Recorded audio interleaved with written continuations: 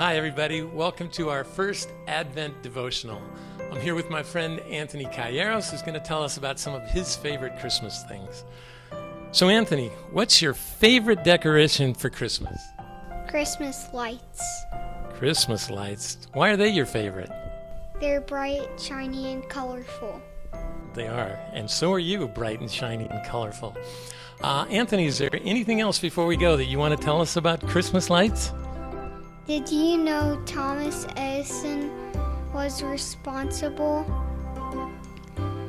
for the first Christmas light display? Wow, I didn't know that. That is very impressive. And now we're going to go to Pastor Joe to tell us a little bit more about Christmas lights.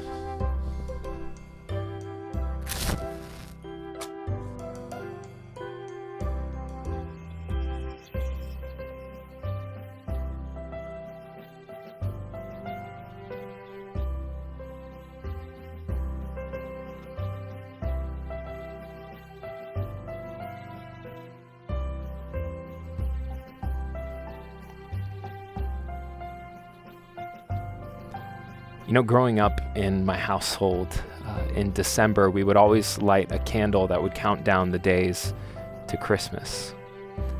I had 3 older brothers, and we all would argue about who would get to light the candle because we all wanted to light the match. You know, there's just something about that excitement of Christmas.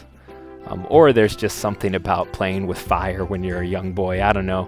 But there's just something about seeing lights, whether it's the light of a candle, the light of a Christmas tree, lights in front of a house that fills us with hope.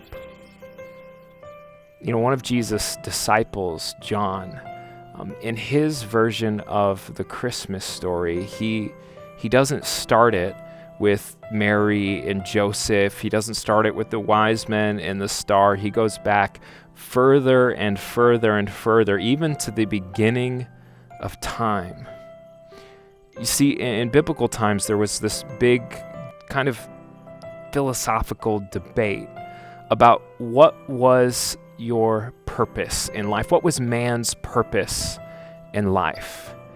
And they had a very distinct word for finding that purpose. It was ha logos. The word is actually kind of how we translate it today. What is the purpose in life? What is the word in life? And I want you to listen to John's answer to that question and how Jesus, being the light, ultimately shows us about that. Listen to these words from John. In the beginning was the Word, and the Word was with God, and the Word was God. He was in the beginning with God. All things were made through him, and without him was not anything that was made. In him was life, and that life was the light of men. The light shines in the darkness, and the darkness has not overcome it. John understood something.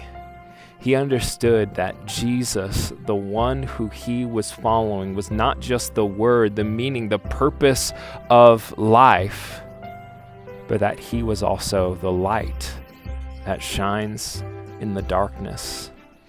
So that even though things might be hard and difficult, there is still that light of hope that is ultimately found in Jesus. This year has been a difficult one.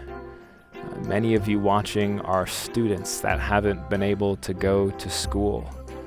Some of you are parents who have had to shift their whole work life around and everything that you're used to.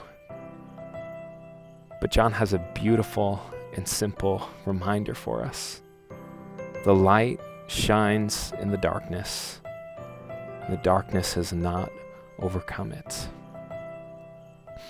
And so even though we might have those periods where things are dark and distraught and there is brokenness in this world, the light still shines.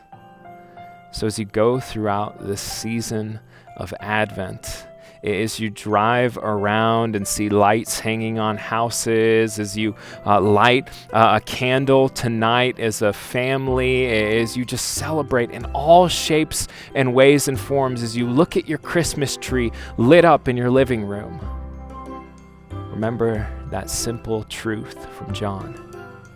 Jesus is the light of the world. He brings purpose, he brings meaning, and the light overcomes the darkness.